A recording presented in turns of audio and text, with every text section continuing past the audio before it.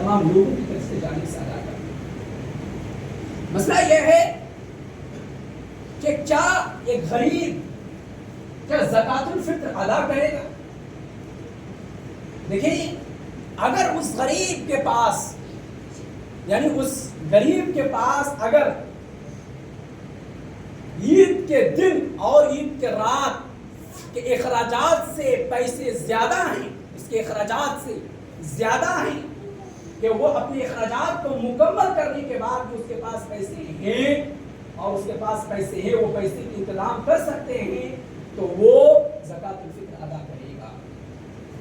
لیکن اتنے لاچار ہیں کہ وہ تو اپنے وہ پھر وہ مسکین کے درجے میں، وہ لینے والے کے درجے میں۔ اس کے بعد زکوٰۃ الفطر کیا اس انسان پر واجب ہے جو عید کے شوال کے چاند سے دیکھنے سے پہلے مر جائے؟ کیا اس انسان پر زکوٰۃ الفطر واجب ہے؟ اگر شوال کے چاند دیکھنے سے پہلے انتقال کر جائے تو پھر اس انسان کی طرف سے زکوٰۃ الفطر نہیں۔ لیکن اب شوال کے چاند کے بعد مغرب کے بعد کوئی انتقال کیے تو پھر اس انسان کی طرف سے زکوٰۃ الفطر اس کے اہل و عیال ادا کریں گے۔ اسی طریقے سے جو بچے پیدا ہوتے ہیں، اگر وہ شوال کے چاند سے پہلے پیدا ہو جائے تو پھر اس کے طرف سے زکوٰۃ الفطر ہے، لیکن اگر شوال کے چاند کے بعد پیدا ہو تو زکوٰۃ الفطر اس کے طرف سے دینا واجب نہیں ہے، لیکن دے دینے سے بہتر ہے۔ اس کے بعد یہ تھے کچھ زکوٰۃ الفطر کے جو جس پر واجب ہے اس کے کچھ حالات تھے۔ اب میں آپ کے سامنے زکوٰۃ الفطر ادا کس چیز سے کی جائے، یہ بہت بڑا مسئلہ ہے۔ نبی اکرم صلی اللہ علیہ وسلم جو حدیث میں جو لفظ استعمال ہوئے، 5 چیزوں کے نام لفظ استعمال کیے کہ فرض رسول اللہ صلی اللہ علیہ وسلم زکوٰۃ الفطر صاعا من تمر او صاعا من شعیر، اس حدیث میں 2 چیزوں کا، اور ابو سعید الخدری والی حدیث میں 5 چیزوں کا ذکر ہوا ہے۔ حضرت ابو سعید خدری رضی اللہ عنہ بیان کرتے ہیں کہ نبی اکرم صلی اللہ علیہ وسلم نے ہم لوگوں کو نکالنے کے لیے کہا زکوٰۃ الفطر کس سے؟ پنیر سے، جو سے، گیہوں سے، اور اسی طریقے سے پنیر اور اسی طریقے سے منقع یعنی خشمش کی۔ دیکھیں، اور یہ وہی راوی حدیث حضرت ابو سعید الخدری پھر ایک حدیث میں کہتے ہیں کہ كنا نخرج في عهد رسول اللہ صلی اللہ علیہ وسلم، کہ ہم لوگ عہد رسالت میں نبی اکرم صلی اللہ علیہ وسلم کے زمانے میں نکالا کرتے تھے صاعا من طعام، یعنی کھانے پینے کے 1 سا، اور پھر آگے والے جملہ کہتے وَكَانَ طَعَامَنَا الشَّعِيرُ وَالزَّبِيبُ، کہ اس وقت جو ہمارے کھانا تھے وہ منقع، خشمش، کھجور، اس طریقے کے کھانے۔ تو ثابت یہ ہوا کہ جو عام غذا ہے اس غذا سے جو ہم لوگ کھاتے پیتے ہیں، ان غذاؤں سے یہ ادا کیے جائے۔ لیکن مسئلہ یہ ہے کہ کیا کوئی شخص روپیہ دے تو کیا اس کی طرف سے ادا ہو جائیں گے کیا ادا ہوں گے؟ دیکھیں، علماء کرام کا کسی کا بھی، چاہے علماء متقدمین ہو یا متاخرین ہو، کسی کا بھی اس بات پر اختلاف نہیں ہے، سب اس کے قائل ہیں کہ غذا دے دینا بہتر ہے، غذا دیا جائے۔ سب سے افضل اور احوط یہی ہے کہ غذا زکوٰۃ الفطر میں دی جائے۔ لیکن کیونکہ اس کی ریزن یہ بتاتے ہیں کہ زکوٰۃ الفطر کا جو ادا کرنا جو ہے نا، یہ عبادت ہے، اور عبادت کے لیے شرط یہ ہے کہ وہ توقیفی ہو، یعنی جو نبی اکرم صلی اللہ علیہ وسلم نے کہا ہے، جس طریقے سے کہا ہے اسی طریقے سے۔ لیکن بعض اہل علم اس طرف بھی بہت بڑے بڑے علماء اکرام ہیں، وہ کہتے ہیں کہ زکوٰۃ الفطر نقد ادا کرنا درست ہے، اگر کوئی کر دے تو اس میں کچھ نہیں۔ لیکن اختلاف سے بچنے کا طریقہ یہی ہے کہ ہم اصل کو پکڑ لیں، اختلاف سے بچ جائیں گے۔ لیکن اگر کوئی شخص ادا کرتا ہے تو اس میں کوئی حد نہیں ادا کر سکتے ہیں. یہاں اعتدال، کیونکہ شریعت اسلامیہ اعتدال کو پسند کرتے ہیں، یہاں اعتدال بعض اہل علم میں اعتدال کے رخ کو، اور یہی زیادہ اقرب الی النص معلوم ہوتا ہے. اس کے بعد اگر کوئی شخص نقد دے تو اس پر جرح اور اس پر زیادہ سے زیادہ تنقید نہ کی جائے، لیکن احوط یہ ہوگا کہ غذا ہی دی جائے. اب اس کا مقدار کتنا دیکھیں، مقدار کہتے ہیں نا 2.5 کلو، 2.5 کلو اس کا مقدار ہے. 2.5 کلو اس سے ہر فرد کے جانب سے دینا. اس کے بعد زکوٰۃ الفطر کی حکمت، یعنی زکوٰۃ الفطر دینے کی حکمت کیا ہے، اس کے غرض و غایت یعنی مقاصد کیا ہیں، اس کے مقصد کیا ہیں دینے کی. تو نبی اکرم صلی اللہ علیہ وسلم کی حدیث میں خود نبی اکرم صلی اللہ علیہ وسلم نے ارشاد فرمایا کہ فرض رسول اللہ صلی اللہ علیہ وسلم زکاة الفطر صاعا من تمر صاعا من طعام طہرة للصائم من اللغو والرفث وطعمة للمساکین. یہ تو طہرہ اور طعمہ ہے، یہ مفعول لہو ہے جو غرض و غایت کو بتلاتا ہے، غرض و غایت کو بتلاتا ہے.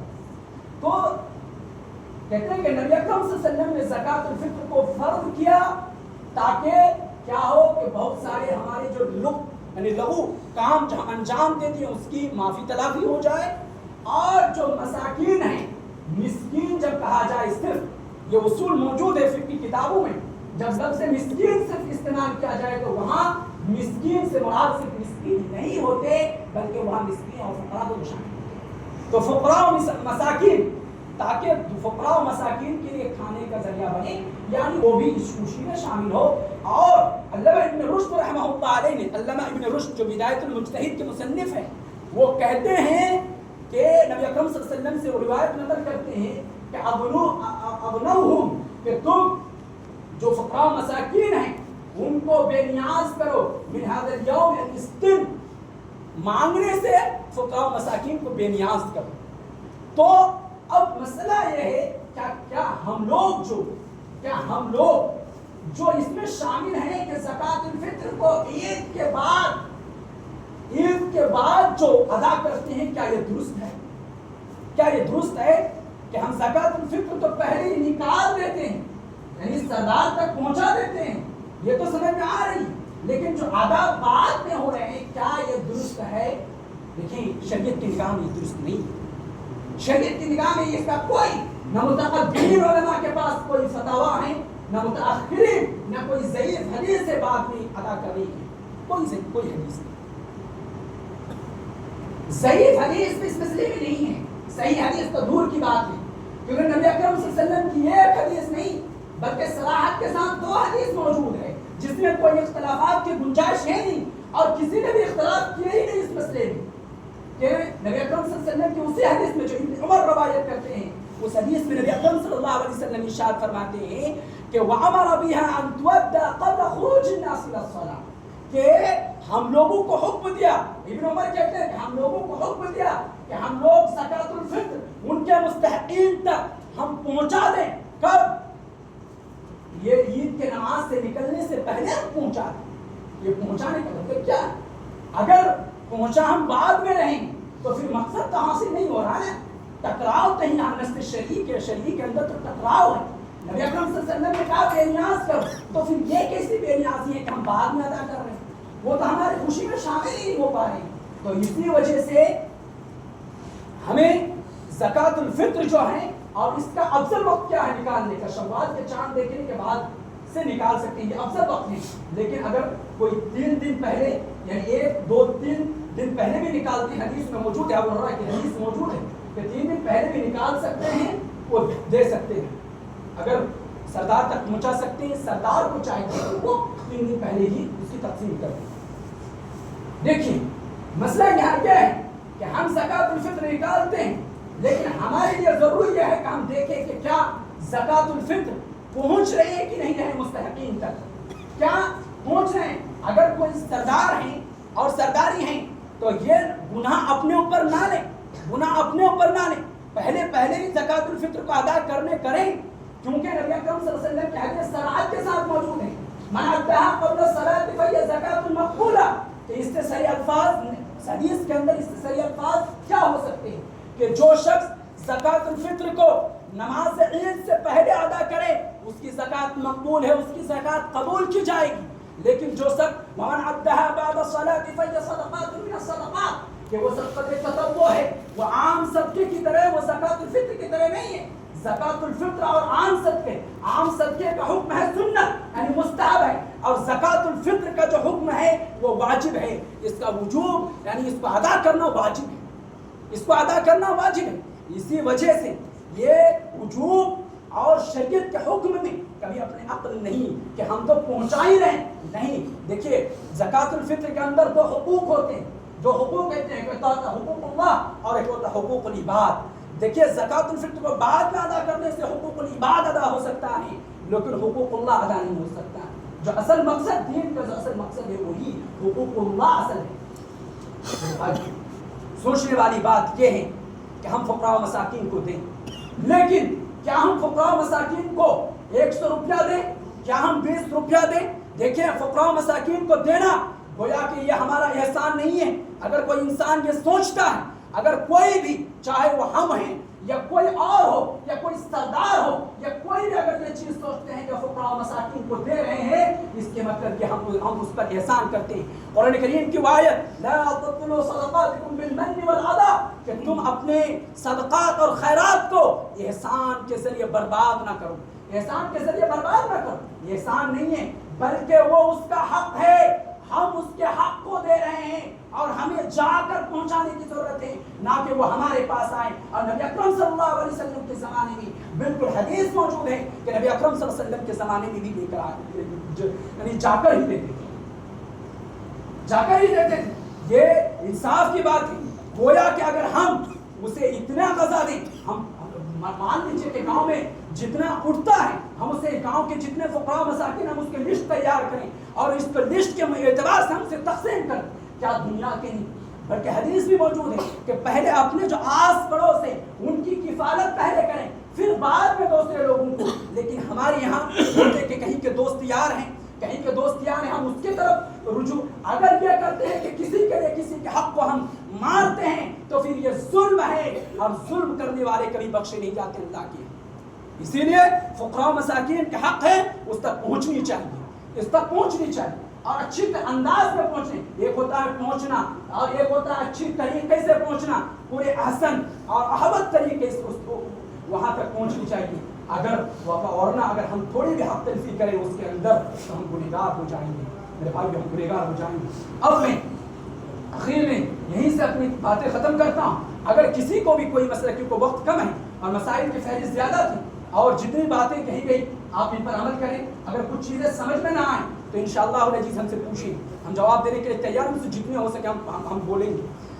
اگر کوئی چیز سمجھنے میں غلطی ہوئی ہو یا کوئی چیز سمجھ میں نہ آئی ہو تو آپ پوچھ سکتے ہیں، کیونکہ عبادت کے اندر کبھی بھی خطا نہیں ہو سکتی، خطا نہیں ہو سکتے. کیونکہ اللہ رب العالمین فاسألوا اہل الذکر ان کنتم لا تعلمون، جو تم نہیں جانتے ہو وہ اہل علم سے پوچھا کرو جو علم رکھتے ہیں.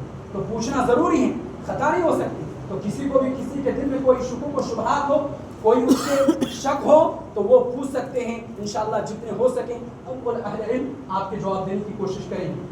آخر میں اللہ رب العالمین سے دعا کرتے ہیں کہ اللہ رب العالمین ہر کہیں گئی باتوں پر عمل کرنے اور سب سے بڑی بات یہ ہے کہ ہمیں اچھی طریقے سے دین اسلام کی تعلیمات کو سمجھنے کی توفیق دے. آمین. یا رب العالمین ہم نے اس رمضان میں جو بھی عبادتیں کی تیری رضامندی کے لیے کی، اے رب العالمین اس عبادتوں کو یہاں اپنے یہاں احسن طریقے سے قبول فرما. آمین. اے رب العالمین ہمیں زیادہ سے زیادہ جس طریقے سے ہم اس رمضان میں مسجد کو لازم پکڑا یہی چیز ہمارے دل میں برقرار رکھ خدا اور تا زندگی تک برقرار رکھ. یا رب العالمین ہمیں ایک مسلمان اور پکے سچے ہمارے اندر دین کی الفت اور یہ تمام چیزیں جو تو پسند کرتا ہے یا رب العالمین ہمارے دل میں بھر دیں. اور یا رب العالمین ہم سب سے بڑی چیز کا تجھ سے سوال کرتے ہیں کہ ہمیں مرنے کے بعد تو جنت الفردوس عطا کر. یا رب العالمین ہم جنت کے لالچی بندے میں سے ہیں، ہمارے لالچ اور ہمیں تو جنت الفردوس میں جگہ دیں. آمین.